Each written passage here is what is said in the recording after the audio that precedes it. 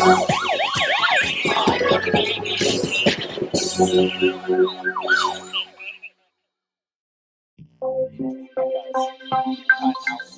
South African Police Service heeded a call made by His Excellency President Cyril Ramaphosa during his State of the Nation address in 2022. In his address, the President announced that government will make resources available to recruit and train new police personnel to ensure that the SAPS urgently receives the capacity it needs to strengthen and reinforce crime-fighting initiatives at grassroots level of policing. Now, the staffing of the Public Order Policing Unit of the South African Police Service will be brought to an appropriate level, with appropriate training in place as well. We will make resources available. We are going to make resources available to recruit and train an additional 12,000 new police personnel to ensure that the South African Police Service increases its capacity. The process to recruit graduates complements the 2019-2020 recruitment drive for 7,000 entry-level police trainees and the additional 3,000 posts earmarked for current serving Public Service Act PSA employees and reservists who will be trained and deployed across the 1,156 police stations. April 2022 saw the arrival of about 10,000 new trainees at various colleges across the country who responded to the call and were ready to serve the country. Project 10,000, as it has come to be known, is a bold and ambitious plan to bolster more boots on the ground in our efforts to fight crime and to enhance visibility. The training is nearing its completion in various colleges across the country, including Tshwane, Ulundi, Bishop Levis, and Philippi. The Basic Police Development Learning Program, the BPDLP, is a concerted effort by the SAPS to improve the organization's training and to enable recruits to have a more effective and professional policing training. The Minister of Police, General Bheki Cele, visited the training colleges and encouraged the trainees to get ready to serve the communities in which they will be deployed. If you grew up with some gangsters where you come from, say bye-bye to them. Don't go back and join them. Everybody must behave, help one another. It's nice to have you here. Keep healthy, try to keep healthy, but more than anything, remember, you are here to serve and protect as an asset of the Republic of South Africa. Thank you very much. The current curriculum for basic training includes academics, where they are taught applied law for police officials, how to write a proper statement, and all applicable laws, such as the Domestic Violence Act. In these sessions, they debate real cases and are assessed on their basic understanding of law.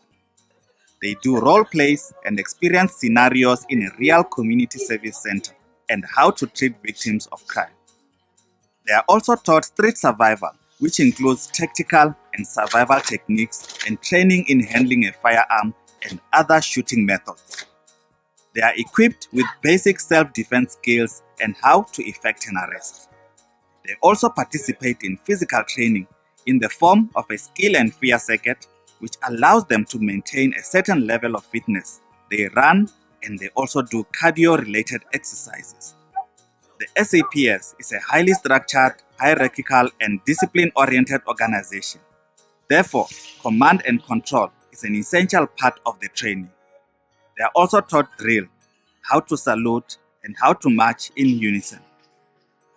Successful trainees will perform operational duties and functions which include preventing, combating, and investigating crime, maintaining public order, protecting and securing all inhabitants of the Republic and their property, as well as upholding and enforcing the law. Upon completion of the basic training, according to a needs analysis, 4,000 of these recruits have been earmarked to bolster the public order policing POPs, and the rest will be placed at various police stations around the country. This current intake has also recruited members who were employed under the Public Service Act as administrators, clerks, and security officers who will now be converted into police officers. The training is absolutely awesome. I'm enjoying it. You always hear the people talking about the training and stuff, and now that I'm here and I can experience it, it's a different world. Yeah. Definitely, I'm gonna try to make it better and be a good example for the people outside there. There's always been good examples set for me, so I want to build on that examples and let someone else look up to me and also feel like they want to do this and be positive about the SAPS. Personally, I'm very excited.